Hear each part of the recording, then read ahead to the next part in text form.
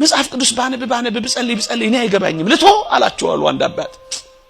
ቆይ አትቶ ላስረዳሃሉና አንድ የተቀደደ ድስት እዛ ቤት ነበር አሉ። ከሰል ማመላለሻ ነው እና እዛ ቤት ከሰል ማመላለሻ የሆነ አንድ ድስት ነበረ።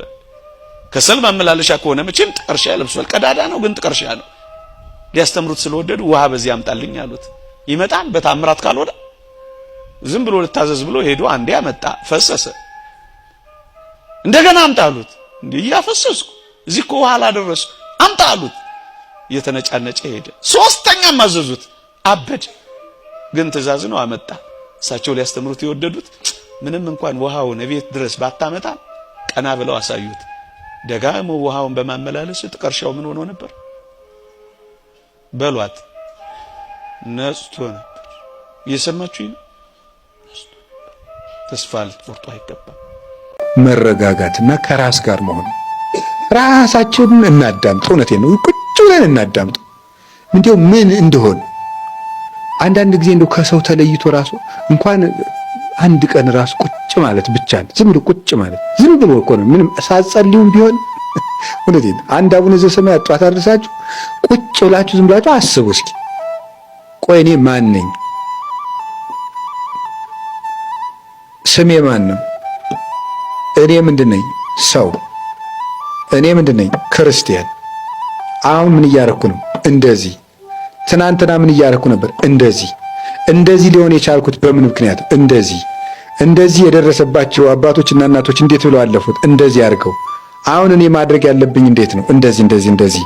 ይሄን ሳደርግ ለወደፊት የሚገጥመኝ እንቅፋት ምንድነው? እንደዚህ። ለዚያም መወስደው መፍትሄ ምንድነው? እንደዚህ ብሎ ማሰብ ይፈልጋል። አሁን እኮ ማሰብ የለም። የሚያስብ እኮ ሰው የለም። ይቅርታ ስለጠቀለልኩ ግን ስለማናስብም ጭምር ሰይጣን ምንድነው የሚያደርገን ካላችሁ እንዳናስብ ነው የሚያደርገን። ቁጭ ብለን እንድናስብ አያደርግም። የፈለገ ቢሆን አይናችን በእንቅልፍ እስከምትከደንባት ቅጽበት ድረስ እንዳናስብ ነው የሚያደርገን። እንዳናስብ እያደረገ መተኛት፣ ከዛ ሳናስብ አድረን መነሳት፣ ሳናስብ ወጥተን መሄድ፣ ሳናስብ ውለን መግባት፣ ሳናስብ አምሽተን መተኛት፣ በቃ መዞር ማለት ነው። እንደዚህ እንዳይሆን እግዚአብሔር ጠርቶናል። የጠራን ለምንድን ነው ማለት እኔ ለምንድን ነው የጠራኝ? ለጵጵስና ነው ለክህነት ነው እንዳትሉ ደግሞ እኔ የጠራን ለምንድን ነው ካላችሁ መንግስቱን ሊያወርሰን ነው የጠራን።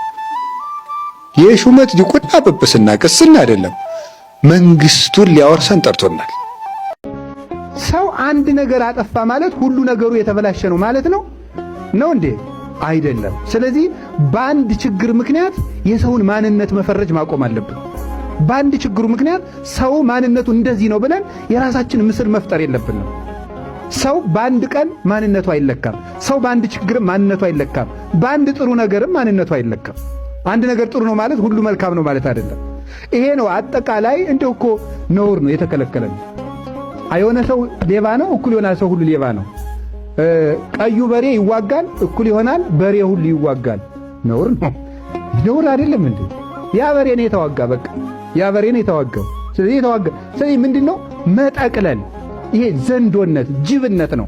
ሁሉን መዋጥ፣ በአንድ ችግር ሁሉን መተቸት። ልክ ስለዚህ የእግዚአብሔር ሰዎች ለይተን አጥርተን የምናርም እንድንኖር እግዚአብሔር አይን ይስጠን። የኃጢአተኛነት ስሜት ይሰማችኋል? ከተሰማችሁ መንፈስ ቅዱስ ከእናንተ ጋር ነው። መንፈስ ቅዱስ ሲርቅ ግን ኃጢአት በእኔ አልተጀመረ ትላለህ። ምን አዲስ ነገር አለው? ይሄ ምን ኃጢአት ነው ማለት ትጀምራለህ። እንደውም ኃጢአት የሚለውን ቃል መስማት ሁሉ አትፈልግም፣ ትጣላለህ ከሰው። መንፈስ ቅዱስ ካለ ግን ትጨነቃለህ፣ ትሳቀቃለህ። በሰራው ኃጢአት የሚወቅስህ አብሮ ስላለ ነው። መንፈስ ቅዱስ ሲርቅ ግን ከባድ ነው።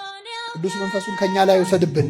ዳዊት ቅዱስ መንፈስህን ከኔ ላይ ምን አትበላል አይቷላ። ሳኦል መንፈስ ቅዱስ ሲርቀው ምን እንደሆነ በገና እየተመታለት። እኛ ሰው መዝሙር ለዘመረ ሰው ዝማሬ መላእክት እሱ ጦር ይወረውራል፣ ጦር ያስወረውራል። በገና ስትሰማ ያስጠላል፣ መዝሙር ስትሰማ ያስጠላል። መንፈስ ቅዱስ ከራቀ ጸጥ ያለ ጉባኤ አትወድም። ምንድነው አቀዘቀዙት እኮ ቅዥቅዥ ያረጋል። እርጋታ፣ ሰላም፣ ቅዳሴው አያልቅልህ። ዝምታ ይጮህብሃል። መንፈስ ቅዱስ ሲቀርብ ግን ሰላም ታገኛለህ። ቤተ ክርስቲያን የመንፈስ ቅዱስ ማደሪያ መሆኗን በዚያ እናውቅ። ምንም ባታረጉ ቤተ ክርስቲያን ሄዳችሁ ቁጭ ስትሉ ሰላም አታገኙ። ምንም ሳትል እኮ ድምፅ ሳታሰማ ሰላም የምትሰጥ ቤተ ክርስቲያን ነው። ንፋሱ ነው ወይ ዛፉ ነው? የትኛው ዛፍ? በተለይ የአዲስ አበባ ቤተ ክርስቲያን መንፈስ ቅዱስ ነው። ጸጥ ሲያረግ ይታወቃል። ቅዳሴው ላይ ያለውን ሰላም የት ታገኘዋል? ገብቶት አይደለም። አብዛኛው ሰው የሚያስቀድሰው ግዕዙን አውቆት አይደለም፣ ግን ነፍሱ ሰላም ታገኛለች። እረፍት፣ ሰላም ያገኛል። ለምን? መንፈስ እግዚአብሔር ስላለ። ስለዚህ ቅዱስ መንፈሱን ከኛ አያርቅብን። ተንኮለኛ ሰው እንኳን ስለት፣ እንኳን ምጽዋት፣ እንኳን ዝክር መሰከር፣ እንኳን የወርቅ ጥላ ማምጣት እጁን ቆርጦ ለእግዚአብሔር መስዋዕት አድርጎ ቢያቀርበው እንኳን እግዚአብሔር አይቀበል። እግዚአብሔር የሚፈልገው የዋህ ሰውነት ነው። እግዚአብሔር የሚፈልገው ቂም የሌለበት ሕሊና ነው። ተመልከቱ፣ እግዚአብሔር ጥቀ ኄር እግዚአብሔር ለርቱዓነ ልብ እኮ እንደዚህ እኮ ነው። እግዚአብሔር ልቡናቸው ቅን ለሆነ ለእስራኤል ቸር ነው። ቅን ልቡና ላለው ጥመት ለሌለው ልቡ ለአብድ ውስጥ ተጸጋሙ አለ ሰሎሞን። የሰነፍ ሰው ልቡ በግራው ነው። ይውላክ እንዴ የሌላ ሰው ልብ በቀኝ የአንዱ ሰው ልብ በግራው ነው እንዴ? የአብዛኞቻችን የጽድቅ ሥራ እግዚአብሔር ከሚያየው ይልቅ ሰው እንዲያይልን እንፈልጋለን። ስንሰጥ በካሜራ ነው፣ ስንመጸውጥ በካሜራ ነው፣ ስናበላ በካሜራ ነው እንጂ ተደብቀን የምንሰራው ጽድቅ እንዳለው ኃጢአት ካለ ተደብቀን የምንሰራው ጽድቅ እንዴት ይጠፋናል? ሁላችንም ተደብቀን የምንሰራው ኃጢአት እኮ አለ፣ ሰው እንዳያይብን ብለን ማለት። እንዴት ሰው የማያይብን ጽድቅ ይታጣብን? ማንም የማያውቀው እግዚአብሔር ብቻ ግን የሚመለከተው። እውነቴን እኮ ነው የምላችሁ፣ የሰው ታሪኩ እኮ ይሄ እኮ ነው። በቃ በገሃድ የምንሰራው ኃጢአት አለ፣ ተደብቀን የምንሰራው ደግሞ ኃጢአት አለ። በገሃድ የምንሰራው ጽድቅ አለ። አንዳንዶቻችን ግን ተደብቀን የምንሰራውን ጽድቅ ያለን አይመስልንም። ቢኖረን ራሱ ሰው ካላየው እግዚአብሔር የማያየው ይመስልናል። እንዳይመስላችሁ፣ እግዚአብሔር ያያል። ብርሃን ነው እግዚአብሔር ብርሃን ነው፣ ያያል። እስቲ ያለማቋረጥ 40 ቀን ጾሙ ብትባሉ ትችላላችሁ? አንድ ልጅ ሞክሮታል። ይገርማችኋል። አንድ ልጅ ወደ ገዳም ሄደ። እንዲህ አብይ ጾም ላይ እስቲ ልጹም ገዳም ላሳልፍ ብሎ መንፈስ ወደ ምድረ በዳ ወስዶት መንፈስ ቅዱስ መርቶት፣ ያው መቼስ ሰይጣን አይመራው ሄደና ወደ ገዳሙ ገብቶ አባቶችን ምን አላቸው? እኔ በደንብ ተዘጋጅቼ አስቤበት ነው የመጣሁት። እምጾመው ለ40 ቀንና ለ40 ሌሊት ነው። ኧረ ተው ግድ የለህም እንዲያለ ነገር ተው አሉት። አልሰማም። ግድ የላችሁም እኔ በደንብ አስቤበታለሁ፣ ብቻ ማረፊያ ብቻ ስጡኝ፣ አንድ ቤት በዓት ስጡኝ አለ። እሺ አሉት። አባቶች አስገቡት። ካስገቡት በኋላ ያው አንተ አትበላውም አትነካውም፣ ግን ለማንኛውም እንደው 40 ቀን ሲሆነው እናወጣዋለን ብለው ሽምብራ በጆንያ ሙሉ ሽምብራ አስገቡለት። አይ እንደው ድከሙ ሲላችሁ ነው እንዳስገባችሁ ተሸክማችሁ ይዛችሁ ትወጡታላችሁ፣ ይግባ ችግር የለውም ማለት። ከዛ ይገርማችኋል፣ ይሄ ልጅ እንደምንም ታግሎ 3 ቀን ጾመ። 3 ቀን 3 ሌሊት ጾመ። አሁን 3 ቀን ከጾመ በኋላ መቋቋም አቃተው። ከዛ ምን አለ? እግዚአብሔር ስንት አምላክ ነው? መልሱልኝ። እንዲሁ አንድ መሆኑን ለማስታወስ ብሎ አንዲት ሽምብራ አነሳና በላ፣ አንድ መሆኑን ለማስታወስ። ከዛ ሲያስበው እግዚአብሔር አንድ ብቻ ነው፣ አንድም። ስለዚህ በስላሴ ስም እስቲ ደግሞ በስላሴ ስም ብሎ ስንት ሽምብራ ለቀመ? ወንጌላውያን ስንት ናቸው? በ4 ወንጌላውያን ደግሞ እስቲ ብሎ 4 በላ። በ5 አዕማደ ምስጢር አለ 5፣ በ7 ሊቃነ መላእክት አለ። ከዛ ሐዋርያት ስንት ናቸው? በ12 ሐዋርያት ደግሞ አለ። አልበቃውም፣ በቃ ባሰበት። በ24ቱ ካህናተ ሰማይ ማለት ጀመረ። በ36ቱ ቅዱሳት አንስት እየባሰበት መጣ ረሃቡ። ትንሽ ቆይን፣ በ72ቱ አርድእት ይላል፣ በ120ው ቤተሰብ አለ። አልሆን ሲለው መጨረሻ ምን አለ? በእልፍ አላፋት መላእክት አለ። መላእክት ስንት ናቸው? ምንድነው ሐሳቡ መሰላችሁ? እስመንህነ በጊዜ ጽጋብ ይመስለነ እንዘንክል ጸዊመ። በጠገብን ጊዜ በሉ እስኪ መጾም የምንችል ይመስለናል። የትላንትና በደላቸውን ረስተው እግዚአብሔር እንዲያስተካክላቸው የመጡ ሰዎችን እግዚአብሔር ይቅር ሲላቸው እኛም ማንላቸው አንብስም? አላውቅልህም የት እንደነበርክ እያልን የምናሸማቀቃቸው፣ ደና ሰው አትመስልም ቆመ ስታስቀድስ የምንላቸው፣ ከዚህ ስትወጣ ምን እንደምታረግ የማናውቅ መሰለህ እያልን ሐሳባችን፣ አንደበታችን፣ ድርጊታችንም ጭምር የሚዘልፋቸው ሰዎች አሉ።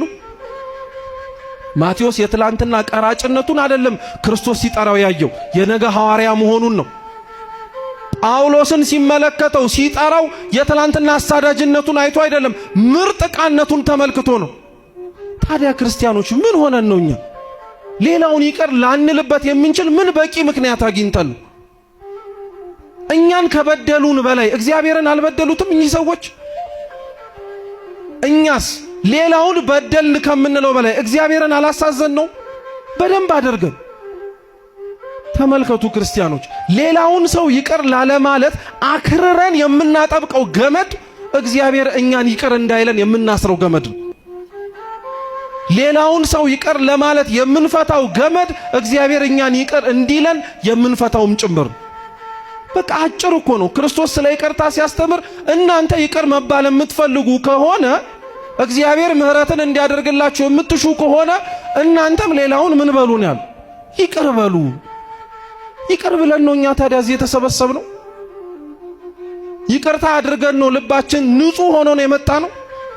ተው ክርስቲያኖች፣ ቤተ ክርስቲያን ደጇን ከፍታ እግዚአብሔር እጆቹን ዘርግቶ ተቀበለን ማለት ቢያንስ ለመስተካከል እድል እንደሰጠን አምነን የምንመጣው እንጂ ከነችግራችንና ልናስወግደው የምንችለውን ነገር በሙሉ ችግር የለም ብለን እንድንመጣ አይደለም።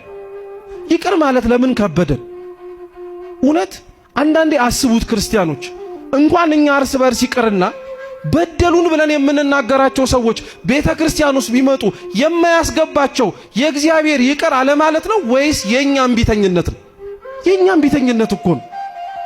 ሁሉንም አስቧቸው። ክፉ አረጉብን የምትሏቸውን ሰዎች ሁሉንም ምን ክፉ ያደረጉብን ነገር አለ?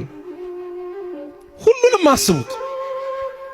እኒህን እግዚአብሔር ይቅር እንዲላቸው የሚያስፈልገው መጠጋት ብቻ ነው።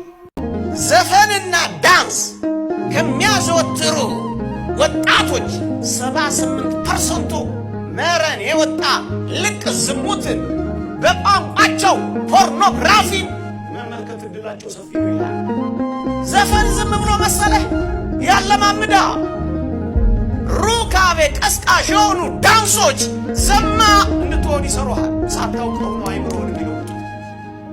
ይኸው ሩካቤ ቀስቃሽ ዳንሶቹ እርቃን መውጣቶቹ በሙሉ አእምሮህን ነው የሚቆጣጠሩ። አሁን እንደ በፊቱ ሰይፍ አነሳልህ፣ መንኮራኩር አይፈጭልህ፣ እቶን እሳት ውስጥ አይጥልህም። ንጽህናህን ያባረረ ከአምላክ ይለያል፣ ይቆጣጠርሃል። ዘማዊ አድርጎ ይቆጣጠርሃል። ይሄን በጥናታቸው ደርሰውበታል። በቀኝና